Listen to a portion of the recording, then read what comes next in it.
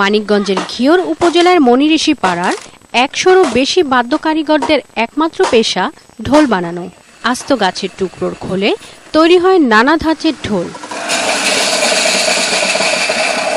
ঢোল বানানো একদিনের কাজ নয়, একটু একটু করে ঢোল তাল দেওয়ার উপযোগী হয়। তাই ঢোল বানাতে গেলে অন্য কোনো কাজই করা হয় না। এটা খুঁদবো, শুকাবো, বার্নিশ করবো, ছাবো, তারপরে এটা ডেলিভারি হবে। পরিবারের নারী পুরুষ সবাইকেই কাজ করতে হয় ঢোল বানাতে। কাজ চলে সারা বছরই, কিন্তু চাপ পড়ে পহেলা বৈশাখের আগে। সারা বছরই এই কাজটা করি আমরা, তার ভিতরে বৈশাখে আর দুর্গাপূজা উপলক্ষে আর কি একটু বেশি চলে। এই বৈশাখ মাসে কাজের চাপ পরে ঢোল ডগর একটু বেশি বানাই, পুরুষের একটু সহযোগিতা করি। বিক্রি করে সংসারে কাজ করুম, বাচ্চাদের জামা কাপড় দিমু, নিজেরা বেড়ামু।